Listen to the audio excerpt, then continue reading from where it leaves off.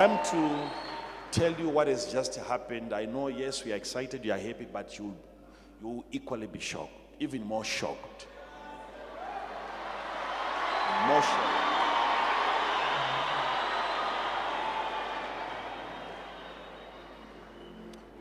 It's not. My father is in a state where I even wanted him not to. I was asking him even tonight not to minister. I should have even left him because of something so critical. But he said, oh, no problem, son, I can go on, I can still minister. But just briefly, I won't get into details, but just, it's not something good though. But in the afternoon, he took some time to explain. He was teaching me on something very, very critical. Very, very critical. With regards to life and principles of life. And it got to a point where he said to me, you know, in the kingdom of God, we do not have permanent losses. Whatever you lose today, if you look at it and you look at it again, you realize that it is even closer to you. So it was that time when we were talking, and then he began to explain to me concerning a certain man of God that I salute, that I honor so much, that I respect so much. And my father has respect and honor for that man. He has been so close to him for years, like 40 years. So he has not been feeling well for some time. And even though he was in the process of recovering, my father said, I would want you to talk to him. And that was over the phone. And he told me the reason why. And he allowed me to talk to this man of God. And that man of God was asking me to thank my father, though he was calling him a brother. But he was asking me, he said, what he has done, what your father has done for me, I don't know what to say. I would want you, since you are with him in Zimbabwe, to thank him for everything that he has done for me. And then the discussion over the phone ended. And I handed over the phone to him.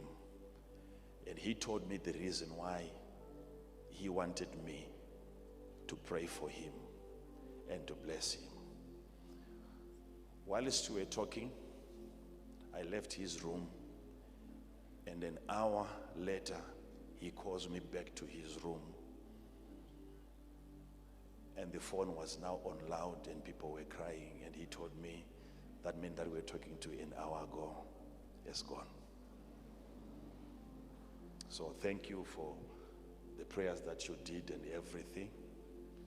And he had told me over the phone that he had told him.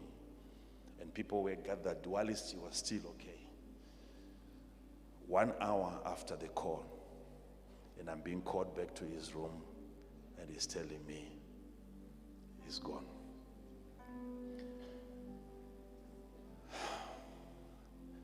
No surprises. And when he was telling me principles about life, where he asks you to talk to the person, and the discussions were concerning life and after life, and after the call, exactly 60 minutes.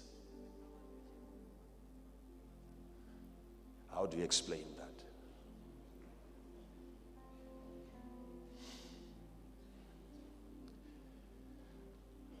So when we talk about the operations of the Spirit of God in a man, what I've seen with these eyes, Some of it I can't even share with you.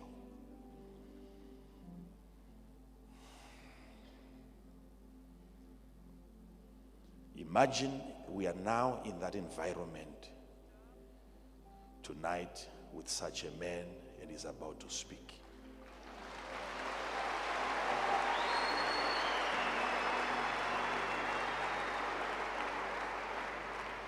And the devil cannot take you by surprise.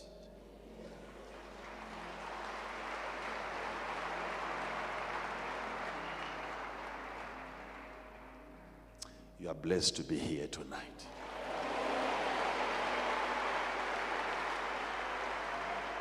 So even if my father is going to talk to us for the next, whether it's 10 minutes or 20 minutes, every single word that comes out of his mouth, take it seriously.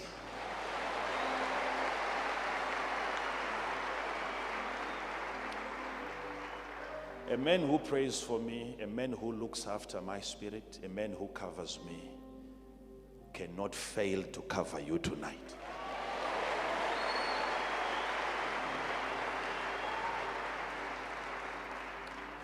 So I know every time he comes, there is no time that he comes here and he doesn't ask me, how is the overflow doing? So before we welcome him in here, I want to see whether the overflow is excited, because that is going to decide whether he gets to you later on or what. Are you excited to have the general, the man of God in this country overflow? Do we have overflow in here? Overflow, are you excited? I can't hear them. Who can hear the overflow? I can't hear them. Huh? What do you say?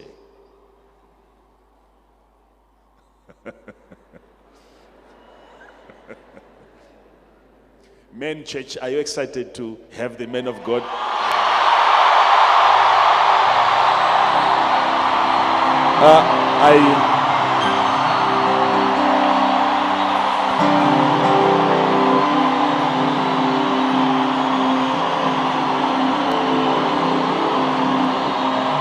I can't hear anyone. I can't hear anything.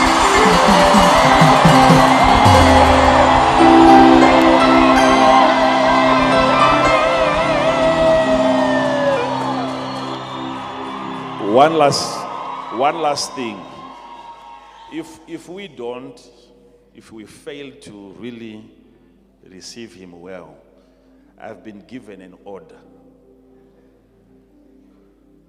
I'm under a very serious surveillance. I'm telling you.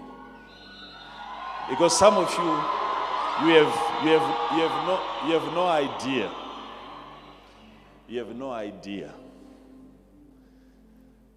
There are very, very, very big people who, even before I got to my father at the airport, they gave me the permission to get so close to the plane so that as soon as he comes out, I'm the first one to greet him. I was so close. And yet when I got there, I actually saw him coming with some people.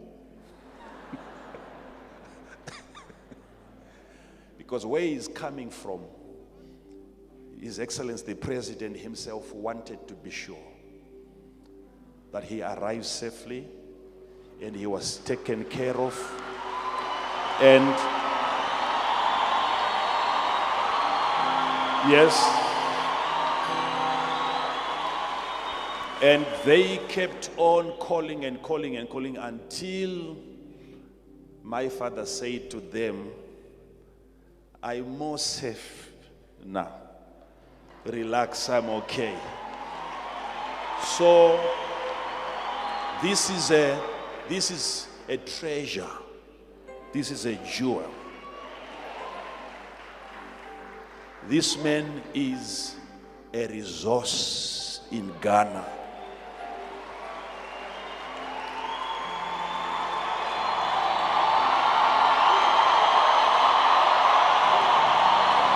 Hear me.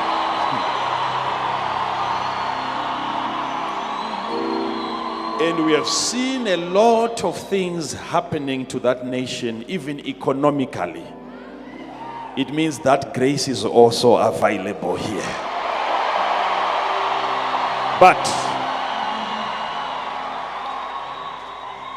such great people are so great that I'm not in a position to even welcome them. So I will hand over that opportunity, that right, to my father. All I can do now, in as much as I don't deserve my father to welcome you here, this is your place.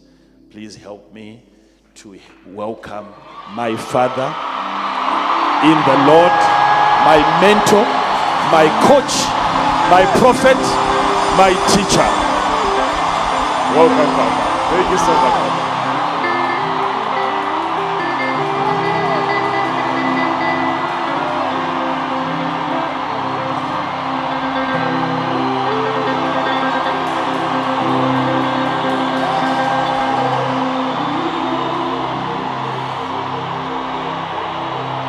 For your mercy never fails me. All my days I've been held in your hand.